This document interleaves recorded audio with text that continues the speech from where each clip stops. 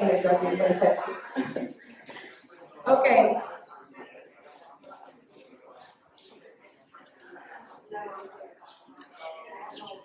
Hello.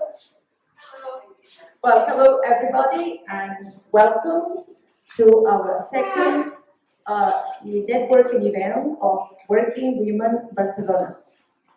Uh, everybody sitting? More or less. Okay, I'd like to mention that our Working Women kind of uh, association, which entails, let me see, I'm trying to see where you are. You are all dispersed. Barcelona Spotlight, Planet Venues, and Metropolitan Barcelona, and myself. All of us are devoting to helping, supporting, and also connecting professional women.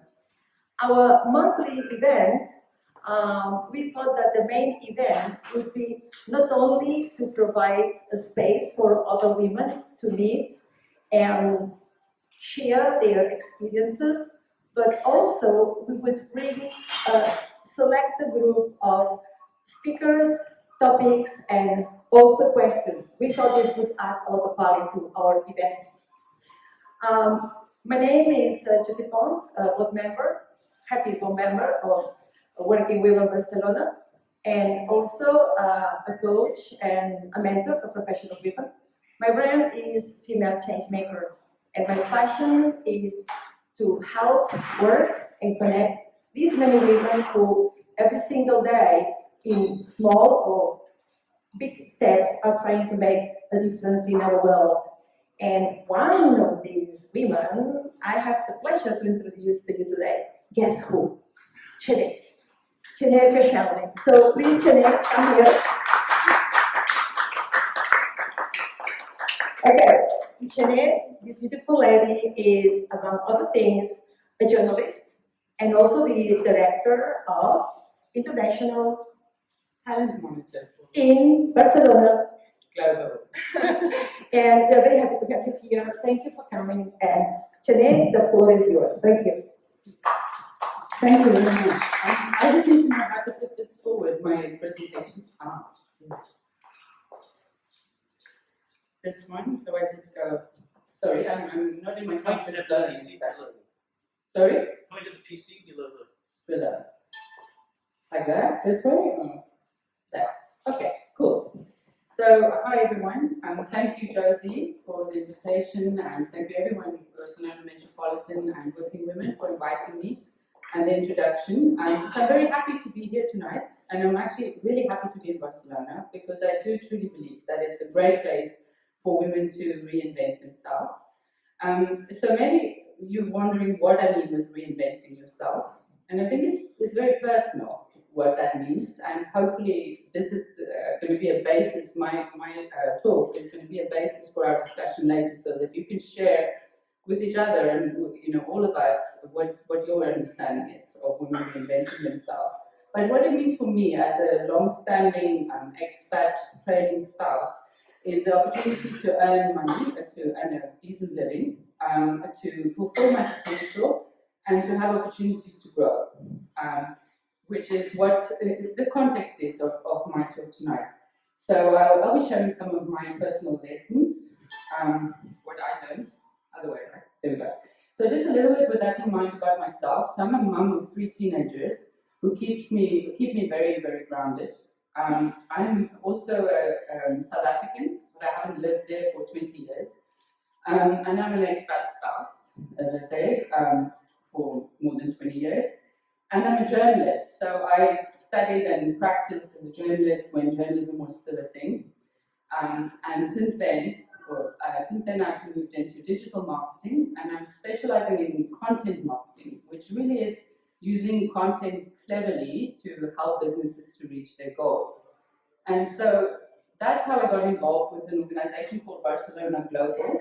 And if you don't know about them, then look them up. So they are also a networking organization connecting locals and internationals, but they're a powerful lobbying group.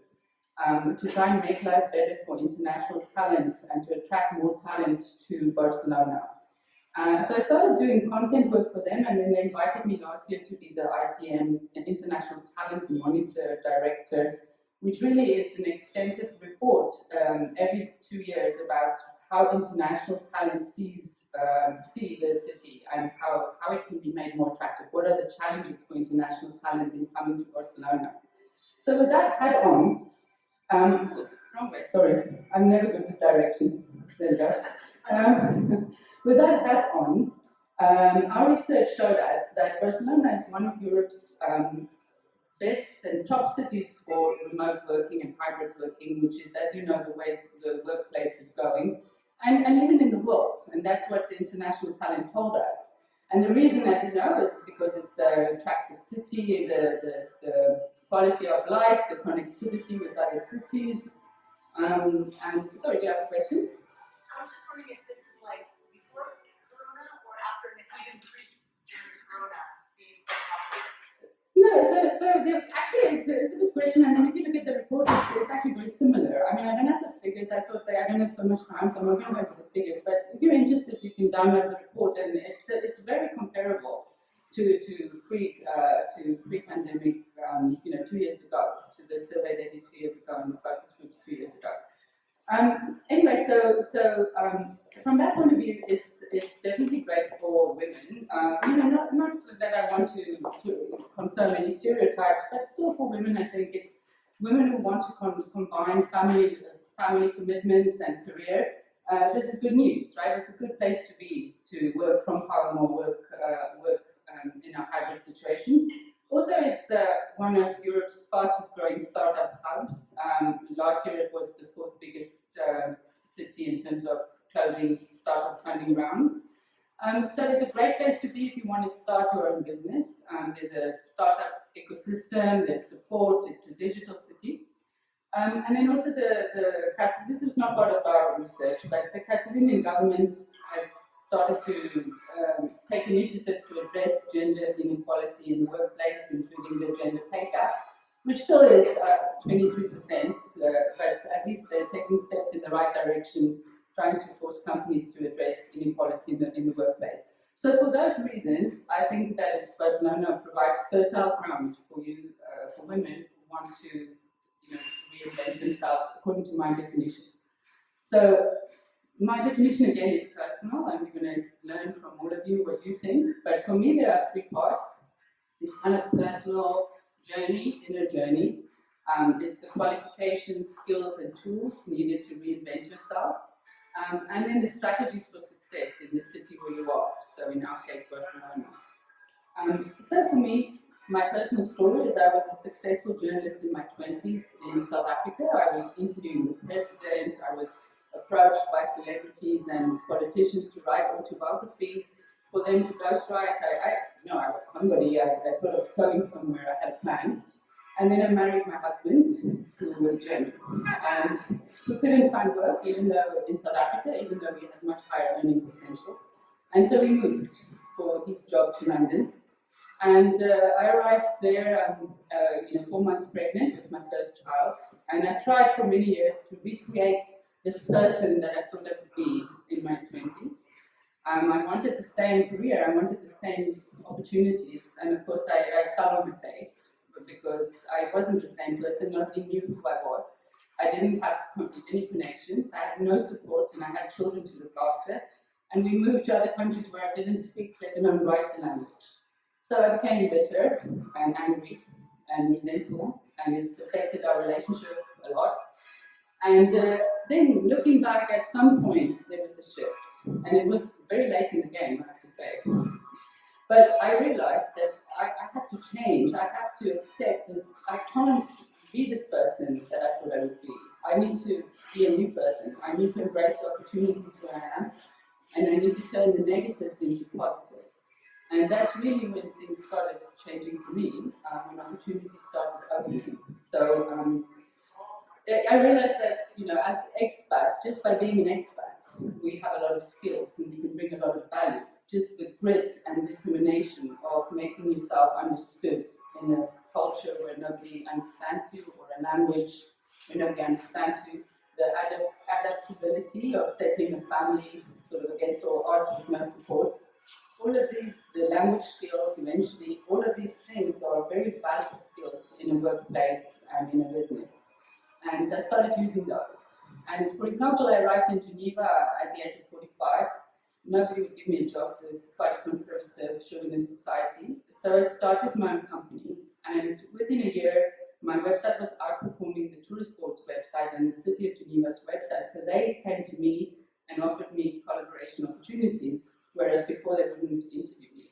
You know, so my shift in attitude helped me to open doors for myself, which I think is important. I often see in myself and women, you know, self-doubt and negative self-beliefs that women don't realize just exactly what they can do and how much they can do.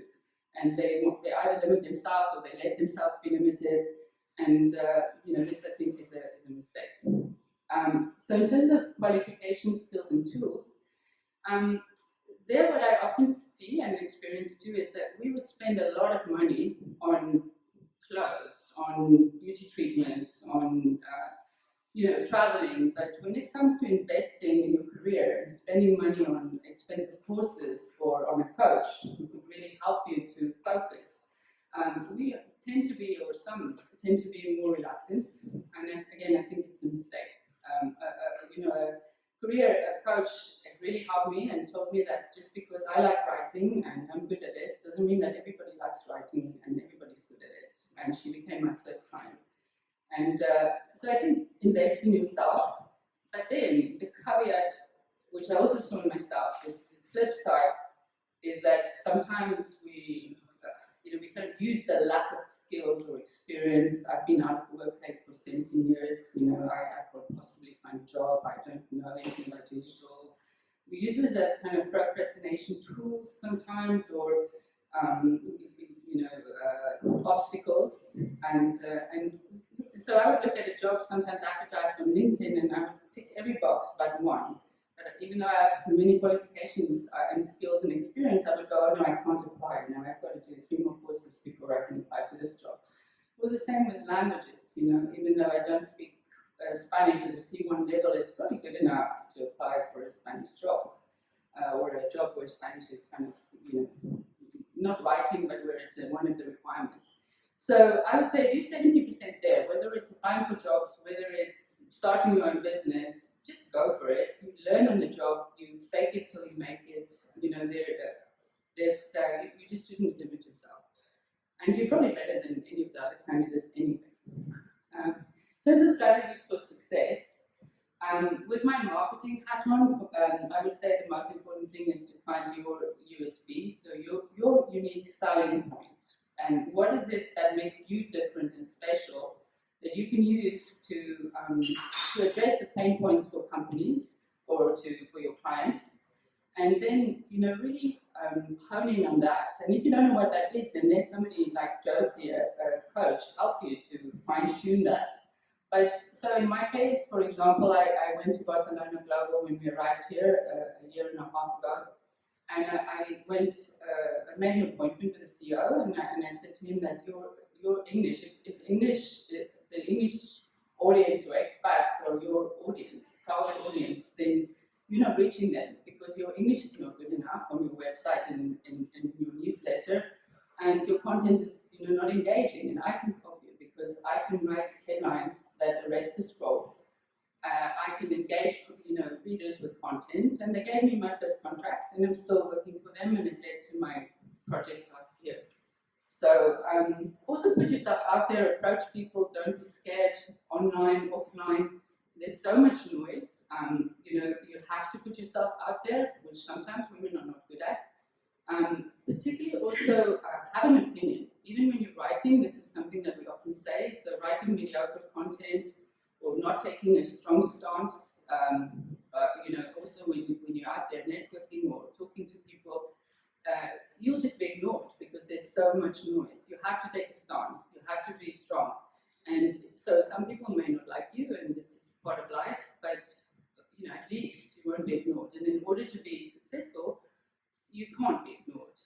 So takeaways, personal, it's very personal, and we'll we'll hear from all of you how you've seen it. We all make mistakes. This is part of the journey. I wanted to do an MBA and I let myself be talked out of it, which I never should have done, by somebody who never should have tried to talk me out of it. And I'm still going to do it. So look forward towards the future. Say yes to everything. Keep growing. Keep challenging yourself. Keep making sure that what you're doing is really what you want to be doing. And Barcelona, in my opinion, is a great place to do this. It's open to women. It's open to international talent. And what you do with it is up to you. So connect with me, please. I like Chardonnay and Kava. Have drinks with me, have coffee. I'm on LinkedIn. My website is contentbcn.com. Suddenly I can't read my own website. Barcelona Global. Sign up for the English newsletter, and of course join the Women's Networking Group here. There are lots of other women's networking groups. Let's support each other and share our experiences. Thank you very much, and thanks for listening.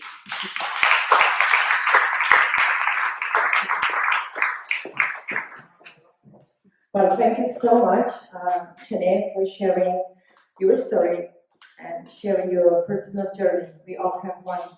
And I was taking kind of notes, and I'm going to say a few things that goes with your goodbye is, ladies, don't dream small, dream big. Don't limit yourself or let anyone limit you. Invest in yourself, and as you said, in courses and also in coaching. Focus on what your objectives are. And as you said, pay attention and have a good marketing strategy. And finally, network in person. And this is exactly what we're going to do now, network in person.